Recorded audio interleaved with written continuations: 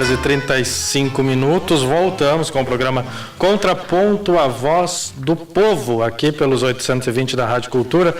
Lembrando que a Destro atua no mercado de alimentos e construção há 50 anos, e na Destro tem tudo em material de construção e também de produtos alimentícios, né? Você compra tudo no atacado, sai mais barato. A argamassa porcelanato lá na Destro cinza, R$ 18,90. O conjunto sanitário de 3 peças, R$ 198 só. O porcelanato Delta retificado, R$ 29,90 metro quadrado. E o tubo esgoto de 100 milímetros, R$ 28,90, 6 metros. A Destro fica na José do Patrocínio, esquina com a Rua das Missões, lá na Vila Portes. São 12 horas e 36. Vereador Newton Bobato. Bom, a Câmara, eu não sei, acho que tarde demais, entrou numa conclusão com a CPI que investigou o prefeito Reni Pereira, né? Na verdade, não seria tarde, né? Por que nós fizemos o relatório parcial em julho? Justamente por causa da questão da possibilidade do tempo de você... Porque se nós esperássemos para concluir os trabalhos da CPI em julho, seria uma conclusão prematura.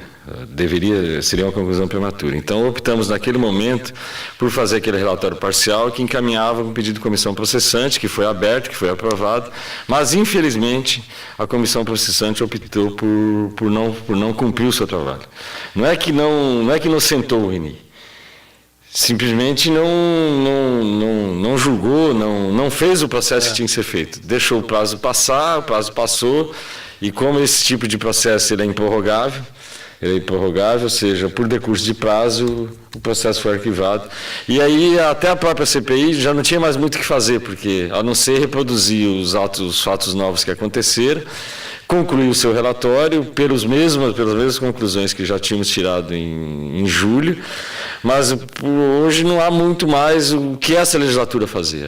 Essa legislatura perdeu a oportunidade de fazer o julgamento devido de um caso tão importante. Lembrar que vocês colocaram em votação o afastamento do prefeito e tal, e não passou, né? Não passou por causa de um voto, não passou. Ou seja, a Câmara perdeu, eu tenho repetido isso, a Câmara de Vereadores, essa legislatura, perdeu a oportunidade de seguir o mesmo procedimento que seguiu o Ministério Público Federal, a Polícia Federal, de julgar, pelo menos, todos os indícios que existiam no processo. Todos os indícios. Há indício muito forte, como o relatório aponta, de participação do prefeito, numa montagem de um esquema de corrupção em Foz do Iguaçu, que envolve muita gente, envolve muitos empresários, envolve muitos políticos, e que a cidade precisava encarar isso, de fato. A Câmara poderia ter ajudado a encarar esse fato de perto.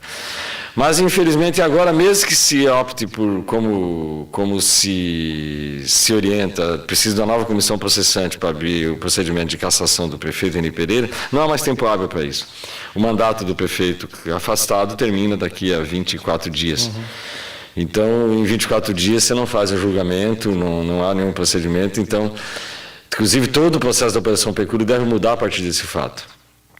Porque se o prefeito afastado ele termina o mandato, dia 31 de dezembro, ele também perde o foro privilegiado, o processo volta todo para a primeira instância. Vem para a Justiça Federal em Foz do Iguaçu. E hoje ele é julgado pelo Tribunal em Porto Alegre. Tudo isso muda o procedimento. Uma das observações da CPI que nós encaminhamos foi as suspeitas sobre alguns contratos relacionados à Sanepar, porque boa parte das pessoas envolvidas eram servidores da Sanepar. Nós temos 3 ex-secretários denunciados na Operação Pecúlio, que eram todos relacionados a obras, um deles fiscal das obras da Sanepar, e as mesmas empreiteiras que foram denunciadas na Operação Pecúlio eram as mesmas empreiteiras da Sanepar. E há indício de envolvimento da deputada estadual Cláudia Pereira nessas irregularidades. Então, agora, isso não cabia à Câmara, a Câmara encaminhou isso à Assembleia Legislativa. Agora, essas pessoas que são funcionários da Sanepar, a denúncia deles não são quanto funcionários da Sanepar, e sim quando estavam emprestados por prefeitura, né? Que é o caso do Becker. Mas é que durante o processo da CPI, o que nós identificamos? Por exemplo, que a SR tinha aumentado muito os contratos da Sanepar. A mesma empreiteira que capitaneou boa parte dos esquemas aqui, e eles mesmos admitiram isso em delação premiada, nós estamos falando, tem contrato de mais de 100 milhões de reais na Sanepar, fiscalizado pelas mesmas pessoas. Pelas mesmas pessoas que estavam envolvidas com os indícios de corrupção na Prefeitura de Foz do Iguaçu. Então, é muito próximo. Então, nós entendemos, assim, que minimamente a Assembleia Legislativa precisa pegar esses contratos da Sanepar e dar uma olhada. Dá uma olhada. Se aqui era feito pelas mesmas pessoas que faziam para a Prefeitura, se leva a crer que é possível das mesmas coisas estarem acontecendo na Sanepar, ou não. Mas, de qualquer maneira, como são as mesmas pessoas, só por esse indício, porque nós não temos acesso a esse tipo de documento, a Câmara de Vereadores não teve acesso a esses contratos da Sanepar, a não ser o que estava publicado, mas no entendimento da CPI, são as mesmas pessoas, são as mesmas empresas. A Assembleia Legislativa precisa, pelo menos, olhar para isso. Bobato, só para um esclarecimento, esses contratos foram celebrados entre as empresas e a Sanepar. Exatamente. Não entre a Sanepar e a Prefeitura. Exatamente, exatamente. Entre as empresas e a Sanepar. Por isso que a Câmara de Vereadores não pode ter interferência no processo, porque não tem nada a ver com o município. Só que são as mesmas pessoas, as mesmas empresas, o mesmo fiscal de obras, o mesmo... Ou seja, as pessoas que viraram e se tornaram secretários do município de Foz do Iguaçu também participavam da operação desses contratos, da execução desses contratos na Sanepar, e isso precisa ser analisado. Agora, a comissão, ela não tem dúvidas de que houve todo o desvio. Os indícios são muito fortes, né? Os indícios são muito fortes, todo o escopo de provas montado pela Polícia Federal, não há dúvida, até porque as próprias empresas disseram isso. Eu dei o dinheiro, eu peguei o dinheiro, eu fiz, ou seja, as pessoas... Temos acho que 6 delações, né? Deu mais, são várias delações. São várias, de delação é uma confissão. Só das empresas são 4 ou 5 delações. Só das empresas. Aí tem mais dos ex-secretários que também fizeram delação, e eles mesmos assumem tudo isso. Ou seja, tá tudo, eles dizem isso. Agora, como é que vai fazer para provar? Isso é um trabalho que a Polícia Federal e o Ministério Público Federal estão trabalhando com afinco nesse processo. Isso ainda vai demorar um pouco, como eu disse. Esse processo vai ter uma nova fase a partir do fim do foro privilegiado do prefeito, que deve vir para a primeira instância, e aí talvez algumas coisas se acelerem mais no processo de julgamento do caso. Bom, de qualquer maneira, vai ser colocado agora o resultado em plenário. Não, já foi feito ontem. Ontem. É porque o relatório de CPI não é votado, ele só é lido. A CPI, o trabalho da CPI não pode ser alterado pelo plenário. Sim. Então ele é lido e é encaminhado para as autoridades competentes. E daí decidem o que vai ser feito, né? Exatamente. No caso de uma cassação ou não. Não, mas aí o processo de cassação ele só pode ser aberto a partir de uma comissão processante, que é aquilo que foi feito em julho. Que é o que daí não dá mais tempo. Não dá mais tempo de fazer. O que o presidente Duz deve fazer com encaminha o relatório para as autoridades competentes que estão descritas no relatório, Ministério Público Federal, Ministério Público Estadual, Assembleia Legislativa, Tribunal de Contas, enfim, todos os órgãos que já estão acompanhando o processo. E a próxima legislatura pode utilizar esse relatório para continuar, para abrir novas investigações, porque o objetivo da comissão processante seria único e exclusivamente de cassar o mandato do prefeito. Mas como isso não vai dar tempo e também não é 20 dias, essa história termina, fica o trabalho para a próxima legislatura. Que pode dar continuidade. Que pode pegar o relatório e entender que tem que continuar investigações, que tem que fazer, tem nomes de pessoas com mandato envolvido, tem o processo todo, então essas coisas podem ser e devem ser e devem ter continuidade na próxima legislatura. Isso é uma decisão da próxima legislatura que pode reabrir utilizar inclusive esse trabalho que foi feito para dar sequência em qualquer outra investigação que se julgar necessário. Eu lembro, fala nisso. Não, é só apenas aqui uma observação. Bobato, não tendo mais o status de foro privilegiado, o ex-prefeito Reni Pereira, ele vem, como você disse agora há pouco, na justiça comum, não é isso? De primeira instância, né? Você acredita que com a quantidade de material que existe, né? As provas que existem, o material oriundo das delações, enfim, uma série de documentos que poderão enquadrá-lo de uma forma direta nesta organização criminosa?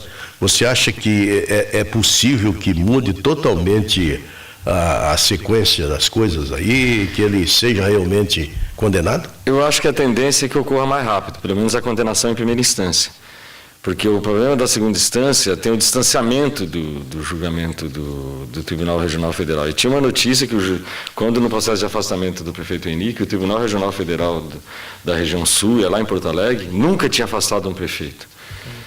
Então, ou seja, até para eles é um processo novo e tem uma distância muito grande do que está acontecendo na cidade. Aqui, os atores desse processo, o juiz e o Ministério Público é local, vai ser local e vai atuar, e com certeza, entendendo inclusive a necessidade de que a cidade precisa de uma resposta rápida, acelerar esse processo. Claro que o problema da ação da Operação Pecúlio, eu já disse isso em outros procedimentos, é que ela envolveu 85 pessoas, uma ação muito grande, com vários tipos de crimes, vários tipos de possibilidades de crime, e se julgado num único pacote.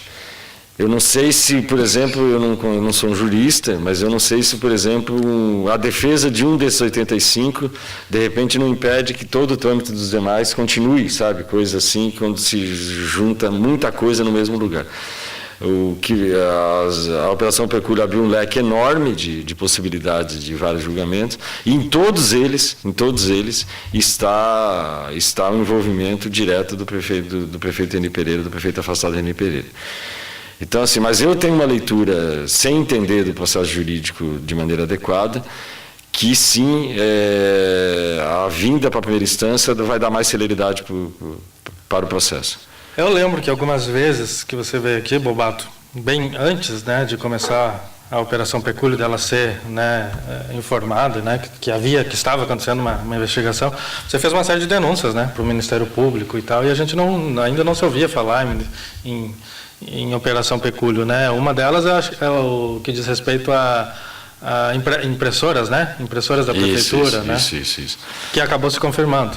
Acabou se confirmando porque aquilo, para mim, havia uma empresa, tinha um contrato com a prefeitura, esse contrato foi encerrado, foi feito um contrato emergencial com uma outra empresa que tinha no mesmo endereço, com outro CNPJ, e cuja nome da sócia principal era a gerente da empresa anterior. Só que com o dobro do valor do contrato anterior. Era coisa de R$1 milhão. Era coisa de R$1 milhão. Saiu de 500 e poucos mil para R$1 milhão, para 900 e poucos mil. De impressão, né? De impressão. Ou seja, você dobra, eu disse isso na Câmara, como é possível que o município, no atual estado de tecnologia que existe no país, continue tem a necessidade de dobrar o seu contrato de fotocópias de xerox. E depois, para completar a coincidência, a empresa que tinha o contrato anterior é a concorrente única e ganha a licitação que ocorre em dezembro, já com esse valor, já com essa dobra do valor, então precisava ser investigado. Isso é uma das denúncias que fizemos na época. Várias dessas denúncias, inclusive a do Caixa 2, na Secretaria de Tecnologia da Informação, também nós fizemos, inclusive, aqui na Rádio Cultura, foi o primeiro local que nós falamos disso, na Rádio Cultura, sobre a questão do geoprocessamento, que levamos para a CPI, que já analisava os casos de finanças da prefeitura. Então, nós fizemos isso lá, isso começa lá em 2013, né? Nós estamos falando de coisas que ocorreram em 2013 e 2014, já no começo do mandato. O georreferenciamento, a fraude está exatamente onde ali? Ali, no porque que nós... realmente a cidade estava desatualizada, né? No que foi denunciado foi assim, havia uma empresa contratada para prestar serviços, para fazer o processo de georreferenciamento e que subterceirizou o serviço. Só que a subterceirização pela denúncia era feita da seguinte forma: essa empresa sacava o dinheiro que deveria ser para a realização do seu trabalho e entregava esse dinheiro, entregava esse dinheiro para o então secretário Melquisedeque, que daí pagava os contratados de uma terceira empresa. Era lá para lavar. Não tem uma explicação lógica de por que fazer um movimento desse. Há várias possibilidades de crime aí, desde fraude em licitação até de desvio de dinheiro e as denúncias fez isso. Mas a operação denunciada pelos próprios participantes do processo, que era das pessoas que recebiam o salário final, que disseram que recebiam o salário da mão do secretário de Tecnologia da Informação e não da empresa que era contratada para realizar o serviço. A denúncia, o foco da denúncia era esse, e foi essa denúncia que se caracterizou e se chamou como Caixa 2 na Prefeitura de Foz do Iguaçu. O problema é que foi feito já o reverenciamento, né? E a cidade realmente estava há 10 anos sem fazer uma atualização, né? E os IPTUs aumentaram e não vai baixar, né? Só porque foi constatado fraude. E além de não baixar, eu não sei se o serviço foi terminado, acho que o serviço não acabou. Eu não sei. O relatório final desse processo... A atualização foi feita. A atualização foi feita. Em todos os imóveis, A atualização ela foi feita, né? Quem tinha construído nesses últimos 10 anos sua casa, ela teve o reajuste do IPTU. Tem gente pagando 3 vezes mais, hoje 4. E nós entramos, lembro que na época nós entramos na justiça contra esse aumento do IPTU, porque eu continuo achando que ele é ilegal.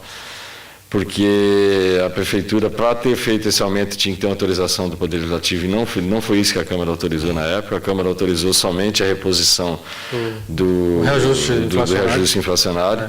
Só que nós perdemos na Justiça, o juiz entendeu... Não é que nós perdemos na Justiça, o processo continua até hoje, né? Porque o juiz entendeu que não cabia decisão liminar e havia a Prefeitura, e o processo continua correndo com a ação que nós movemos na Câmara. Mas eu continuo achando que essa atualização teria que ter tido autorização legislativa, porque você mudou a base de cálculo do IPTU de vários imóveis. E aí, pelo menos naquela época, nós conseguimos um detalhe que passou a se contabilizar, passou a fazer parte do carnê de IPTU já do ano passado, porque como é que a pessoa sabia que a medição do imóvel dela estava certa?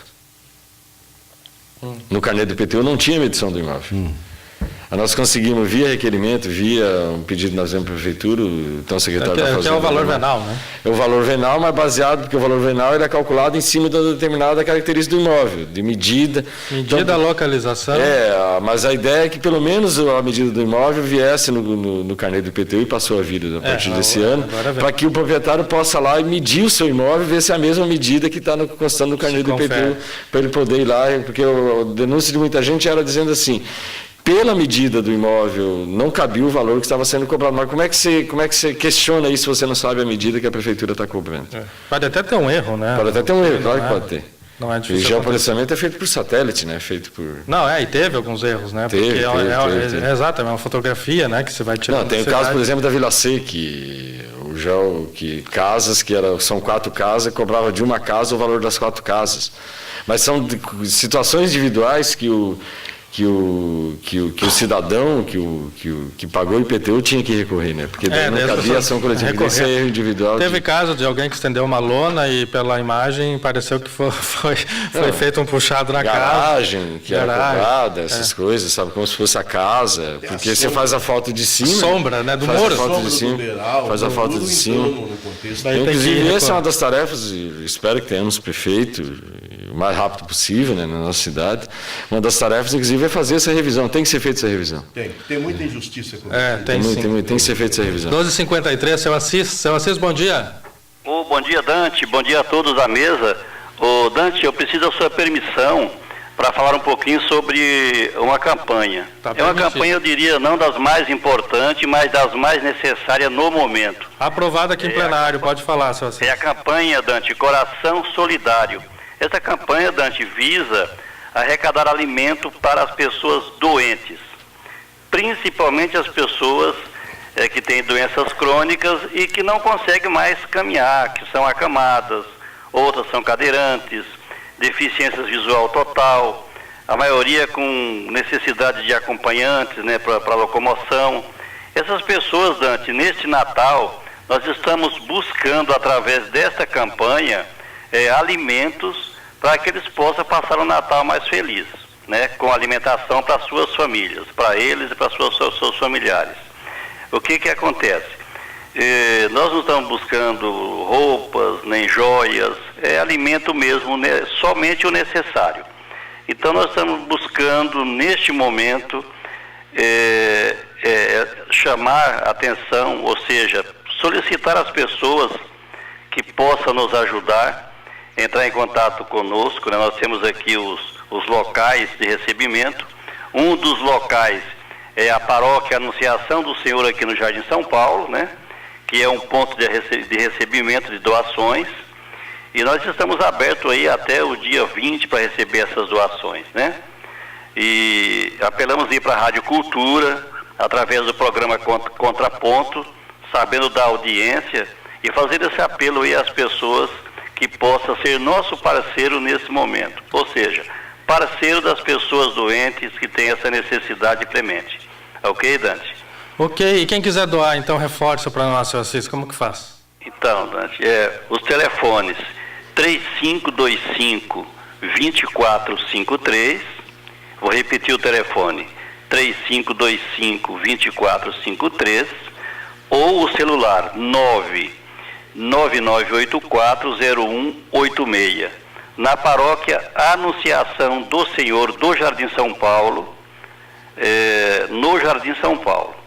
Não interessa a quantidade, a pessoa que puder nos ajudar, nós não exigimos quantia. A quantia que a pessoa puder, ele pode trazer até o local ali, que é bem-vinda.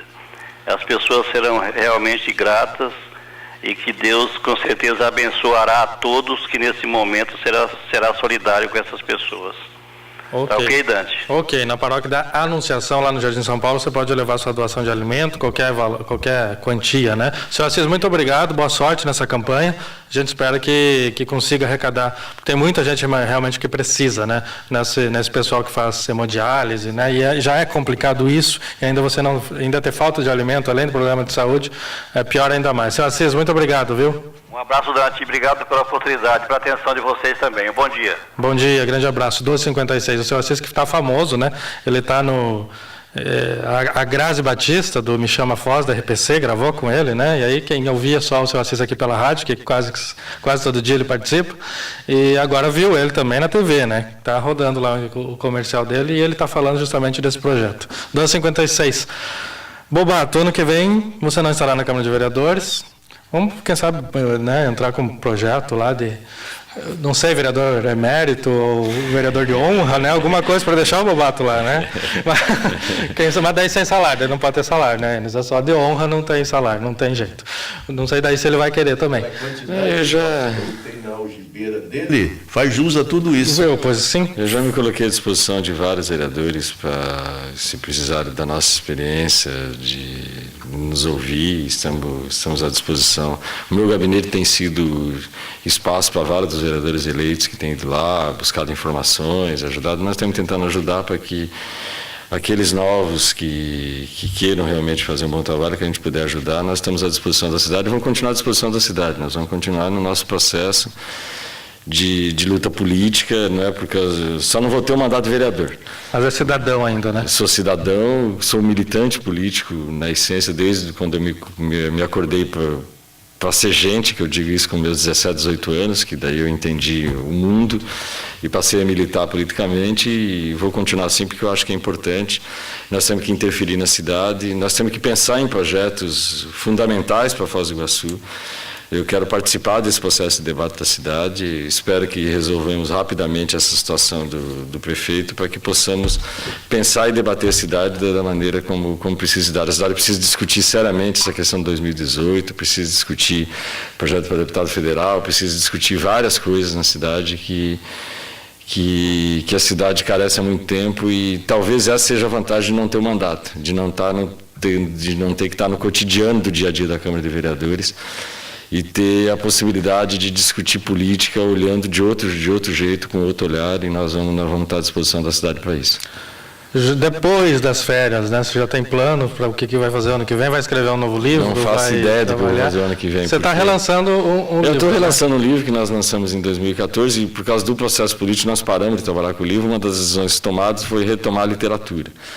Me matriculei no mestrado, fui aprovado no mestrado de literatura comparada da Unila, começo a estudar de março, mas isso é o processo de estudo que eu precisava fazer e estou adiando há muito tempo, e a dedicação exclusiva à política me tomava isso. Não sei se eu vou ter férias, porque nós vamos participar, nós temos um mandato até o dia 31 de dezembro e estamos fazendo parte de um partido que interfere no grupo político da cidade e nós estamos participando desse debate sobre o que vai acontecer com a cidade no futuro.